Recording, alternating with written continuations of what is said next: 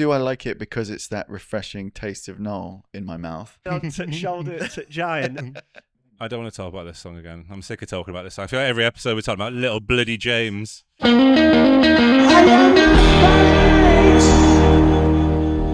Welcome to the Mad For It podcast, the boys on the road to Wembley 2025. And today, we've got a great episode for you. But first, how have you boys been? Yeah, good, thank you, mate. Yeah, very good. I'm very excited about this week's episode. It's going to be a great It's gonna be a episode. cracker. The main meat and potatoes of the episode is talking about the 25th anniversary of Standing on the Shoulders of Giants. Yes. But first, we've got a little bit more news to talk about, and that is that Oasis, maybe not Oasis, someone's cancelled people's tickets to go see Oasis this year. Yeah, that's right. It's the resale stuff. It's coming to bite everyone in the butt. Everyone that puts stuff on the resale list, apparently they're getting cancelled now. But the real problem is apparently people are getting their tickets cancelled, even though they didn't put them on resale sites. So people are getting emails. I've seen a couple of these, and it's devastating. Imagine that. That could be any of us. You know, that's what I'm worrying about, getting email in the post. Yeah, that was my fear. That was my fear. I was worried like one of us would fall It's victim gonna be me, to innit? it will be you Yeah, because it you will won't be be me. Ticketmaster. Yeah, it will be me. Oh mate, I'd be like I'd be gutted for the first like fuck. But then I think I'd be like, I can't wait to talk about this on the podcast. It'll be Like, my will last Tom one. ever be on the podcast again? Yeah, that's it. You'll say goodbye to me. Empty chair him over there. That's yeah, it. So that's- it's been accused of bots and things like that. Yeah. So and people have been wrongly accused of using bots, and therefore have been. Do you trust Ticketmaster, given the shambles of the sale, to be able to accurately weed out the bots? No, That's they're the problem here, isn't it? They're Like, using bots to do it properly, and Yeah, the that's bots true, are yeah. fucking up. Like, but yeah, that's shit because that happened once before, didn't it? A few months ago, there was some cancellations of tickets because of the resale thing, I think Yeah. so. and now it's happened again out of the blue. Did they see it on a resale site and it's like row 17, 'Cause the ticket- C, A, and B?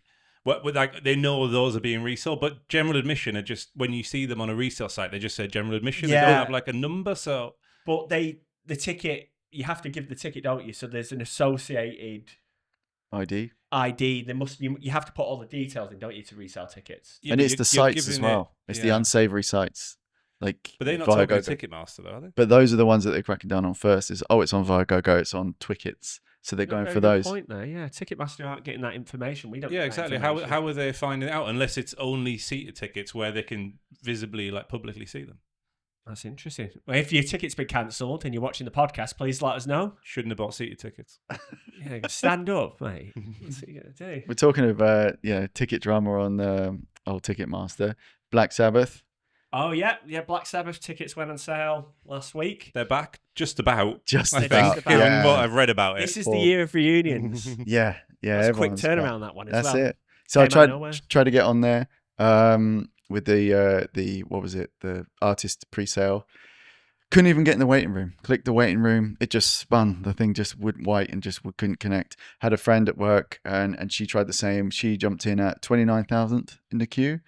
Obviously, I don't know how much. I mean, do you know how big Villa West Park Ham? Villa Park is Villa, yeah. is like half the size of Wembley, and obviously there's only one day here. Whereas Yes. Oasis was chaos, but there was like 20 dates. Yes. Whereas this is one date in a half-size stadium compared to Wembley. So I saw the pricing. It was 195, I think, standing, and the highest was 395 VIP. But then I guess you can get the stand behind the stage. Have you ever? I did that. For I think Arctic that's right, Monkeys, right? which I've Yes, mentioned on here yeah. before, but Yeah. So it's Imagine not the that. best, but if you wanted to get in there, 200 quid to see the amps from Yeah, behind. to see a lot of scaffolding from behind. a friend of mine got tickets on pre-sale, spent 250 quid on standing. One ticket General standing. admission, one ticket. Standing, nice. But you can only get 2 tickets. I don't know if that's a pre-sale thing, but 2 Right. tickets per like credit card you were booking with. Okay. So, Makes Oasis look cheap. well, for some of us, but like, yeah, I was thinking I wanted to go, but yeah, it's too much money. It's too like the Oasis was expensive. But Oasis is one band. This is every band ever. It This is the is. Woodstock of metal. This is it people are is going to be the- talking about this in 30 years. Yeah, it's just that fear as well. You go there, they play like for 20 minutes or something. Yeah, they're I going to mean, do 2 songs. 20 minutes would be pushing it, I think, Yeah, this from what I've read. Yeah. Do we know what time it starts? Because that would kind of give you a good gauge. 9 till half 9. not Well, cl- yeah, yeah. And then he's in bed by 10. Yeah, he said, what was the quote? He didn't want to come out and do a Phil Collins, yeah. and he didn't want to just get rolled out in a wheelchair I and saw all a this picture kind of of him stuff. in a wheelchair this week. Yeah. I don't know if that's from this week, but like I think he's going to be on a throne. I think that's how they're going to disguise it. They're going to wheel out a throne, bat the god of wings, he metal. floats above the crowd Yeah, the whole time. Yeah. So They lower him onto the stage. Poor guy. God bless him. Sharon's milking every penny Oh, she can get out of it. It's for charity. Is it all for 100% Yeah, it's for all charity? for charity, all for 3 charities, which is why they're charging the rip-off prices, like 250 quid a ticket. Okay, so this is different There's to still a Oasis. booking fee, though. Yeah, That's not that for goes charity, yeah. straight to Sharon. That's true. But then this is different to Oasis then, because it's 50 bands and a bunch of people that you like, not in, Tom Yeah. Morello, Billy Corgan, all these kind of, strays from other great bands. And then it's for charity. So if I spent the VIP cost of going to see Black Sabbath to see these two mugs. And as we always say, by gig 8, actually David Williams said this today the other day on Radio good X. company with I David know. Williams. But he made a great point as if to say that he spoke. They're going to play. No, I just found I'm trying to pick up all the Oasis data because we just have nothing that we don't know anything about Oasis. Did you read that in the ourselves. Little Britain forum? I Is that did, you were yeah. part of? Yeah, I've been a part of since 2001. But he said that, Noel said that Liam might blow his voice by the second gig, which is a joke that we've had running now for a while on here. So he's stealing material from us. Yes, essentially, yeah. The Mad for It podcast is reaching the heights of David Williams'. David Williams and Noel are sat there and he goes around his house on Saturday night and they put it up on TV. Yeah, I wonder what they think of Shoulders of Giants. Oh, yeah. Oh, I like that tongue, guy. It's very articulate. But yeah, that's Sabbath. Hopefully you got your tickets and hopefully they don't get cancelled by bots or whatever's going on there. Yeah. But we might as well jump into the main event, which is talking about the 25th anniversary of Standing on the Shoulders of Giants, which came out on February 28th, 2000. Wow, a fact. 25 years. I know. Since the millennium. Where were you for the millennium? We had a little street party on us because I lived on like a cul-de-sac. And I remember being up and being well excited and like the fireworks going off. And that's when I learned that when I was younger, I'd always throw up on New Year's Eve. I was like I was probably like... Too much booze. Well, that's the thing. I was Age like 10. drinking too much fizzy pop, running around being excited. It was like, and I'd always be sick, but I'd always get this horrible burpy flavour of like, do you know those little sausage rolls you'd get at like a kid's birthday party? Cocktail sausages. No, but the sausage rolls. Oh, yeah. I'd get like that weird flavour of that in the back of my throat, and it only ever happened on New Year's Eve. It happened like 3 times after that. Was that the only time you were eating sausage rolls? No, I didn't even have them. That was the weird thing, and then I'd throw up. But yeah, that's beside the point. But that's what I did on 2000. All right. Were you scared about the Millennium Bug? I vividly remember No. we had like our first family PC, and it had like a huge sticker on it being like, "This will be Millennium Bug safe." Oh, right. And that was obviously a selling point, and like all the like McAfee virus rubbish that's on there was like, "Yeah, we're Millennium Bug safe." Like that's my main memory, I think. My dad got this thing from work. It was a bug in a t-shirt that said Y2K on it, and you'd slam its bottom, and it made like a noise of like a crashing, like smashing glass. And I got that through work or something, and it was a Millennium Bug, some kind of joke. So people were like making money off the Millennium Bug back in the day. What about you, Tom? I went to my aunt and uncle's house for a party. That's all I remember, really. Nice. Yeah, so nothing too exciting, unfortunately. But Shoulders of Giants did come out. It did come out that year, following year, and we didn't know. I wasn't aware of it. I think this is like a really weird Oasis period, really, because you've had that like superstardom, and in a previous episode we talked about the Wembley gig, which is also in 2000, and they're in this really weird space where they're super famous, but they're not. It's impossible to hit the peaks they were at before. Yeah, they can't do that at all. So they're in this like weird place, and I think this album is them trying to like slightly reinvent themselves to mix success. There is definitely some good things about it, but it's a band trying to reinvent themselves for the new millennium. Well, it's funny because I was watching the making of Standing on the Shoulder of Giants, which was just them talking, sat in Manchester City football ground in the stands. And Noel was saying that he basically was like kind of planning for the last album, Be Here Now, to be the final album of Oasis and like go out on a bang. Oh, right. And it didn't quite reach the heights of Morning Glory. Mm. So they kind of failed at that. So they moved on and took a couple of years off to make this album. Yeah. And like that's the first time they stopped touring and that, and then gave themselves some time and focused on actually making an album. So I think there's a lot of pressure coming out to this after what they saw was quite successful, but quite like. And they also lost Bonehead and Guigsy. Well, after this album. Well, no, for this album. In this album. Yeah. When they were making this album. So we might as well start with that before we get into the tracks of it.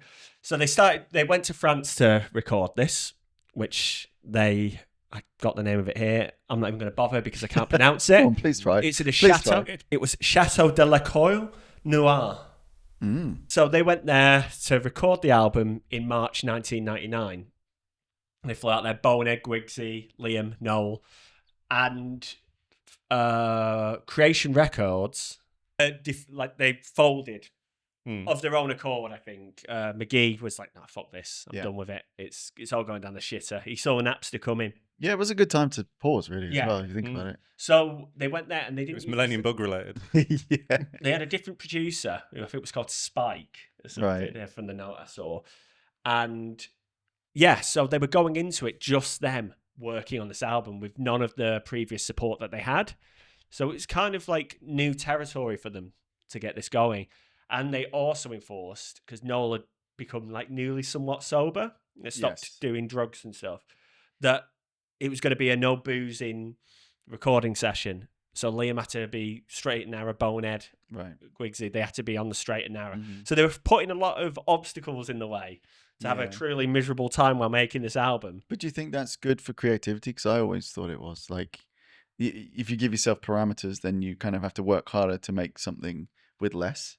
I always found that's the way, especially, I mean, this should have, it should have really worked for this. Yeah, but having two monumental, successful albums, not following that structure, it's like, you can kind of look at it like... But they needed to break away from Yeah, Be they Here can't Now, keep right? doing the same thing again. Or could they have? Should they have? No. There's things we're going to go into. Definitely not. So they started recording the album. Bonehead was still drinking. Liam was trying to be a good boy. And then they ended up having a bust up, and Bonehead left. Well, like a week or two into starting the record. And then Guigsy also quit.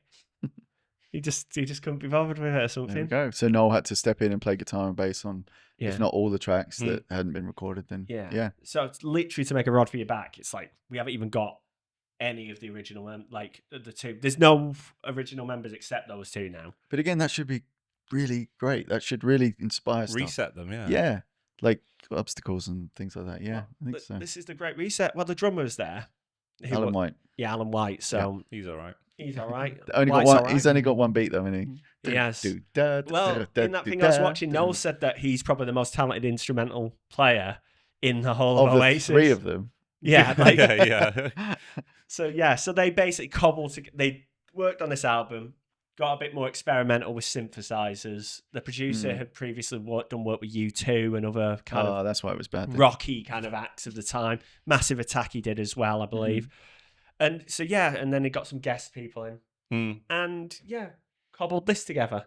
Well, I think the like change of tone from them starts with the first track, which is just like different to anything they've ever done before. Yeah. This is Fucking in the Bushes. Yeah. And I don't know what you think about it. I think it's like such a good opener in that it's like things are different now. Like we're sounding different. Although when I was listening to it, the thing I kept thinking of, it sounds like a late 90s, early 90s TV theme, like a Trigger Happy TV or a TFI Friday. That's sounds sort of vibe. like Ocean Colour Scene Riverboat song. Yeah. Da, da, da, da, da, da. It's that thin kind of, I don't know, this song, the more, I used to love this song because it's obviously it gets you going, but it does not fit on this album. It's like, I don't know, if you told someone that was going to be the whole album and you only gave them that one song and they brought that album based on the strength of that song, it's almost like, the complete opposite. Yeah, the hoodwinking you with that. Yeah, it doesn't, and if you listen to the whole thing and you remove that, the whole album works way better without it. Yeah. And it's too long as well. It's far too long. It's so repetitive after a while. Especially what it goes into.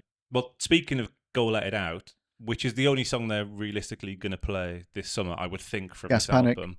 I just can't see anything else apart from Go Let It Out. And that's again, like, what are your thoughts on that one? I didn't like it when I listened to the Wembley gig, but I've listened to this album 4 times now, and I don't mind it. I didn't like it at all at first. The first thing I noticed in it predominantly is the little, like, Lucy in the Sky with Diamonds Mellotron. kind of Yeah. Mellotron. Strawberry Fields Forever it is. Yeah. Literally Yeah. Strawberry Fields Yeah. Forever. Strawberry Fields, sorry. We got our McCartney expert here. Yeah, and I'm like, oh, they've got that. And that's not the first time they have a Beatles-esque kind of Mellotron type of thing that comes into it. Yeah. And that was a theme that I kept picking up on it. And I was like, okay. And that annoyed me more so because it's so on the nose. But again, that's what we say with the Beatles and this band. It's like, that's what the fans want. That's what they kind of linked into. Like, we are the next Beatles because we're just basically doing like soft Beatles. But then in one of my notes, I wrote just like, even the Beatles like had more imagination than this. Yeah, they it were the wasn't- most imaginative band by the end of their thing. Yeah. You know, Strawberry Fields Forever or whatever, just Eye on the Walrus. Yeah. And these guys are just doing Oasis, but they just kind of sprinkle it with a bunch of Beatles Yeah. sound effects. What do you think on Go Lay It Out of like Liam's vocal? Because to me, when I was listening, maybe it's had like earphones in, it's so like hoarse when he's like singing. It's Yeah. I didn't mind it. I was like surprised at how much I did like it, because at first I was like, oh, this sounds quite different, but it was fine for what he's doing, because I'm so used to listening to him live and how he sounds. So this was like, okay, this is this new version of Liam that exists. Yeah. But it sounds all right. It sounds more like Liam does now than anything. Yeah. But I was like, all right with the track. I was like, this is fine. If they played it when we saw them, I'd probably be like, oh yeah, cool. I think it's good. I think it's a good track. Yeah, I think it's good. I just think it suffers from coming from the first track. If the first two albums are like beer albums and they get you going, I don't know what you call the third one. It's kind of in the middle and it's kind of messy, and it's a heroin album because it's just too long and drawn. That's the going to get kebab after the piss off album. But the third one, the fourth one, Giants. I would say it's a stoner album. It's like, you've come back from a party after a long time and you just kind of put it on and you can kind of ignore it a little bit. Although on my fourth or fifth listen, it did click a bit, and I did kind of warm to it, and I've kind of. Yeah, if I was in 2000 and the Beatles, and Oasis, Oasis were my just favorite band ever, and I was maturing and they were maturing and everything started to slow down a bit, I'd be like, okay. But again, that first track, it's deceptive. Oh, that's the word I want to use, deceptive. So, Go Let It Out. Yeah, it's a good song. It's a fine song, but I do think the back half of the album is better than the front half. Yeah, I do as well. Oh, that's what I'm saying. I'm saying it's like mellow and it's like. No, I don't think it's. I think mellow, it's like stuff like Roll It Over. It's like it's like emotional and like it's epic. Yeah, that's why I like that last track, because you're like they're doing the saggy, baggy, like about plodding along kind of stuff. But Roll It Over is epic, and it's like the same pace, but it does something that if all the songs did that, it would have been way better. Yeah. It's the same thing. You just kind of put a bit more emotion in it. I think Roll It Over is my second favorite song on this album. Like, I James really like. It's a very good closer. I really like. I think it's really. It makes you want to start again because you're like, oh, the whole album must have been good, and then you're like, oh no, it wasn't. Yeah, it's funny because there's just a note I just noticed that I said about the second song, which was Go Let It Out. Yeah. No, sorry, that's what I think of that as the first one, because it's like not the instrumental. That should be the first track on the album. Yeah, it should. Yeah. But the second one is Who Feels Love, which I don't like. That's why I had to look at the name of it, because it's too like new worldy in that sense, and it sounds like the song River of Dreams by Billy Joel, but slowed down. I think I'll put a comparison up. I think River of Dreams is the first song I ever remember hearing. I don't know if you spoke about that before. No. But I figured that out the other week. Listen to that song and then listen to that. It's like a slowed down version. Like fucking Lion King music. Oh, everything's Lion King. But so that one I don't rate, but I just wanted that note in there. No, but I think that's where like the first half of the album suffers. You got a good start. I like Go Lay It Out, even though it's disjointed, and then the next three are misses for me. Really? Which is Who Feels Love, then Little James, which I think we've talked about a lot, and then Money Where Your Mouth Is. Yeah, so...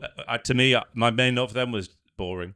See, Money Where Your Mouth Is, I felt sounded like it should be an Elastica song. It's the one. It's got like this weird kind of sound of like old phones. I don't know if it's payphones or regular house phones. If you didn't hang them up, they make like a beep noise, and they've got like a synth or a guitar bit to sound like that. And it's like it's so 90s. Like that doesn't even exist anymore. It's not their fault. But the whole thing with it is it's a very end of the 90s, first 2 years of the 2000 pre-Strokes kind of album. It has a very 90s kind of thing, like. You can imagine some kind of sounds being on a Moby album or something. Right, like okay. Some of the things, it feels so... Like, I imagine a lot of these, all the music video is really blue tinted, walking in, like, New York, like the album cover. Yeah.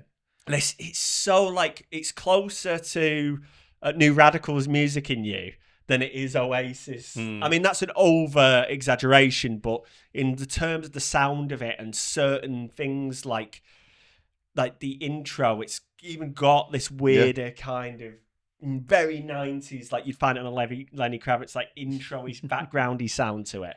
Well, the only thing that stood out for me on this song, and this is a first as far as like this podcast goes, is a non-Beatles reference, but a different band's reference. Did you pick up on the reference? Which one was that? For When Money Where Your Mouth Is, there's a lyric in there, which is a lyric from a different band that they just sang themselves. Can you pick up on that? I can't remember. Nah, it was the Doors. It was Put Your Hands Upon the Wheel from Roadhouse Blues. Okay. And I was like, and it's the last line of the 4-line set. So I was like, that's the hook. Yeah, Like, yeah. you know. Lifted. So I was like, oh, I wish I was listening to the Doors. When that's, Yeah. you know, you're like, oh, that's a great tune. That is the first song, though, that, granted, I think it's a bit naff, but it's the first kick of energy. Yes. After those first two of the fourth song. Yeah. And it's like, okay, we've got a bit of energy here.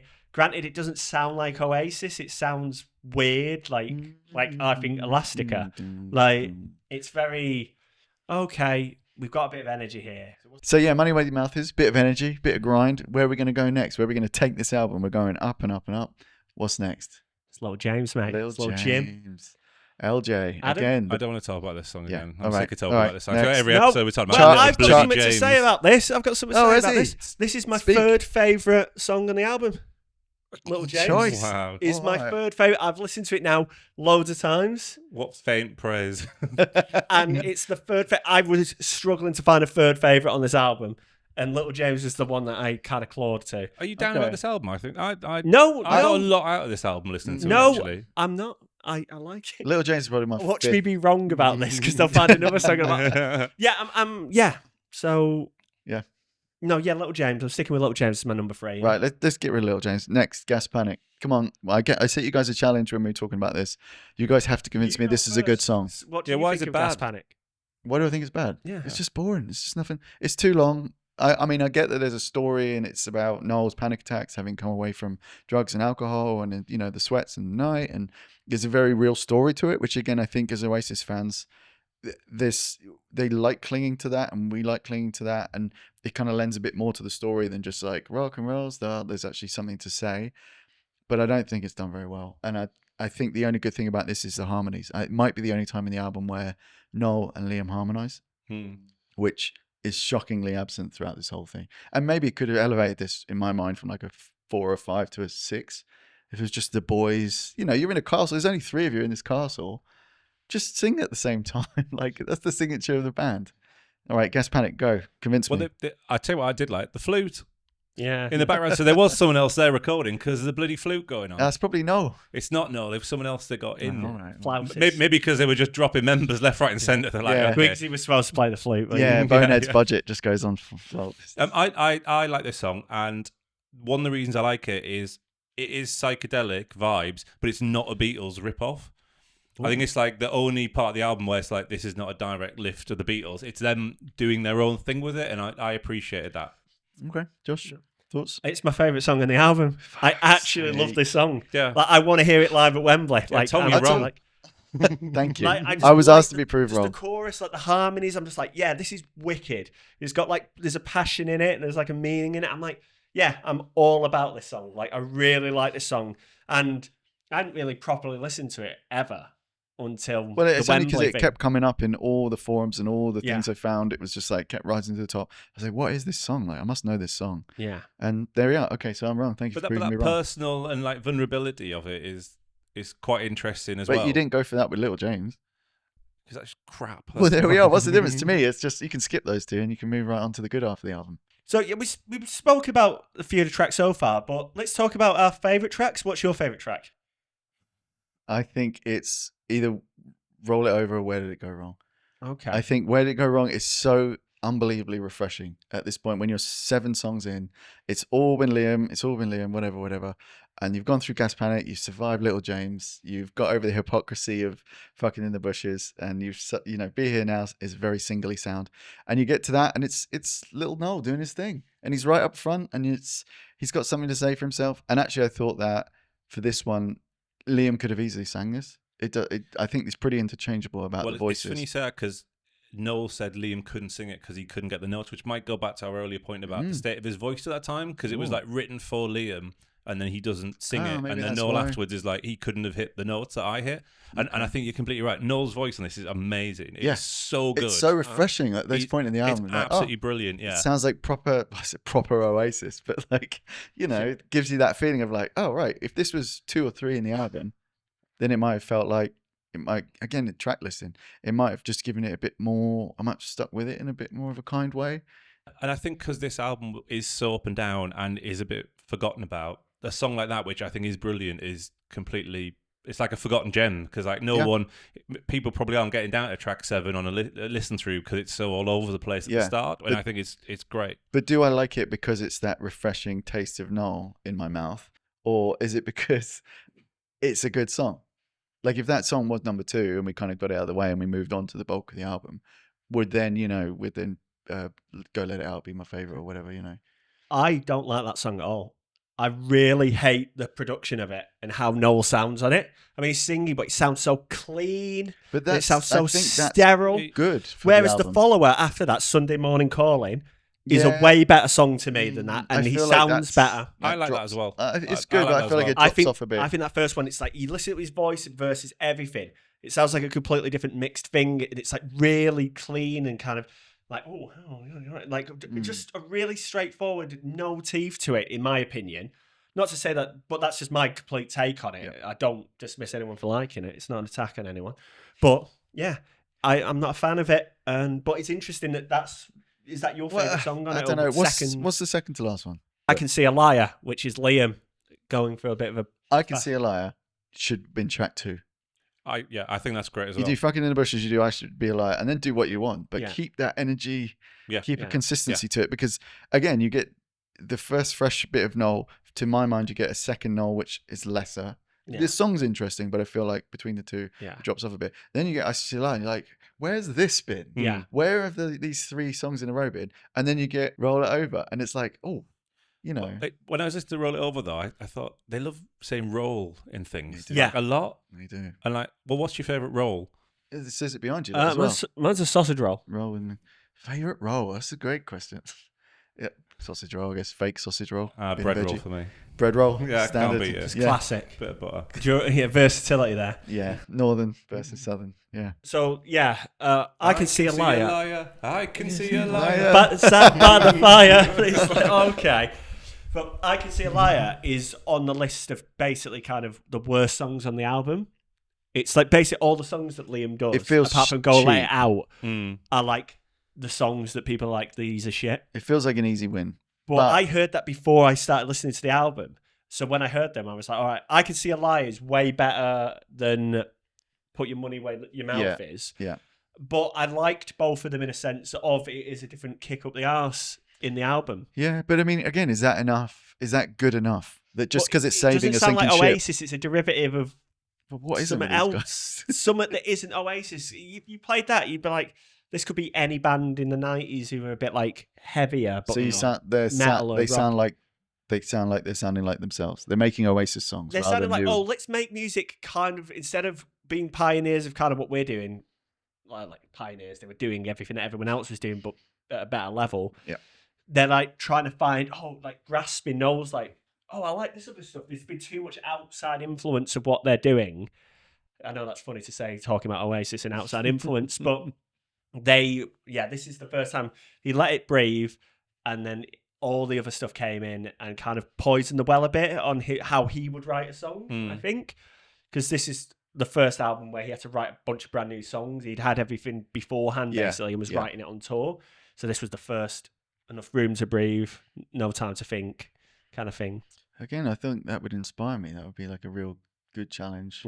Putting like bongos and woodwind instruments on an album isn't changing it all that much. No. Yeah, but there's other bands you would chimes. praise for being experimental, and I mean, I don't think this is really experimental no, yeah. at all. No. But they're trying to stay up to date or trying different things because they can't just keep like Be Here Now showed them they can't just keep doing the same thing. It's funny that this album, you're speaking of it, like the singles, like Go Let It Out. Like, I wouldn't have named that if you asked me the other week, name like 10 Oasis singles. This one wouldn't be in it. Like, that album itself, all the singles on it are like, I'm completely unaware, basically, of them. as like I might have heard the songs, but I wouldn't have. I know told that. you it I was a remember single. that hook from back in the day, but again, that was Yeah. Oh, Would you have known that was a single off Standing on the Shoulders of I Giants? mean, that is the only famous song really off this Yeah. album, if we're honest. But the other ones I don't get are like "Who Feels Love." Like, who made the call for that to be a single? It's Yes. such a Yeah. not a single song. Mm. But again, this is why it's just like such a mixed bag. This Yeah. album, like, and that adds to it. Like the single choice is okay, "Go Let It Out," and is an anthem. But Yeah. the rest of them, you're sort of like, even like picking a Noel song, you picked the wrong Noel song out of the Yeah. two of them on the album. Like, what's going on here? Well, I listened to it again this morning, like, and just kind of giving myself another refresh and being able to like just hear past the core items of it. It sounded really Ian Brown. I don't know if you guys how up you are with like that kind of mid-90s Ian Brown. He's way away from the Stone Roses. He's doing the baggy thing, and I think some of these songs could have just been really interchangeable for that. It was just there's some really key things. I was just like, oh yeah, it just sounds like they're doing that. They're not doing Stone Roses. They're not doing Sex Pistols. All these like key influences that they had. Even the glam rock stuff's disappeared at this point. You know, there's no Gary Glitter or T-Rex kind of like sexy guitar, funky. Whoa. Yeah. Or what's the other one? Come on, Feel the Noise. Slade. There's no Slade. You know, there's none of that like fun stuff. It's all just kind of, oh, I'm not doing drugs anymore, and it's my life's boring, and I'm going to make a boring album. So, out of 5 stars, what would you give it, Tom? 2. Adam? I think first, it's funny because the first 2 tracks I think are good, and then it's bad, but then the end I think is good again. So it's proper mixed bag. So, I'd say 3 stars. I'd agree with you. I'd say 3 stars. I think after listening to it a fair few times, it grew on me every time. It did grow, yeah. So I don't know if I'm going to listen to more of it. I might do on the way back home tonight. I might pop it on again. And yeah, I think that there is good stuff there that I took away from it and enjoyed and would be interested to see. Like the Liam songs, the faster Liam songs on this album. Yeah. I'd be like well keen to see like Put Your Money Where Your Mouth Is. Oh, I Can and See a Liar. I Can See a Liar. They were written to be live, and if we saw them live, it'd be like, oh, that's wicked. Well, on that point, can I give you a closing point, which is Wembley 2000, which we discussed in a previous episode, is, you know, a few months after this is released. The only songs from this album they play are Gas Panic, Go Let It Out, and Who Feels Love. Which again, I think shows a sort of mixed relationship they have with this album, which is all over the place when they're recording it. It's all over the place how they release it. And by the time they get to their big celebratory gigs, is like, well, there are only 3 songs that they're actually playing live. Can I make a closing point upon your closing point? You can close my closing point. So I've got a quote here from Noel. So I've got 2 quotes from 2 different places, and I put them together, and I think it sums up this whole thing. So the first one was, the album is already a success because we actually got it finished. I was inspired to write more. I was like, okay, that's cool. And then he later said, we should have never made it. I was writing songs for the sake of writing an album. So I think that kind of says everything about it. I think I want to give you points on this. You win this episode because you rightfully said standing on the shoulder of giants, not shoulders. It's a misquote. I don't know if you said that, Adam. You don't get the points. Well, standing on the shoulder of a giant came from the side of a £2 coin. That's right. right. It said it on the thing. You just said shoulder of giant. So take his point away from him. Standing on shoulder to giant. Well, I think that does it for this, guys. So Sweet. Any final topics? All I want to say is happy birthday to the album. Yeah. Happy 25th birthday. Happy 25th. Have a drink on us. Many happy there we are. returns. Cheers to you. Younger than us. Well, guys, thank you for watching. Be sure to like and subscribe. All our things are here. And we will see you next week on the Mad For It podcast. Mad for it.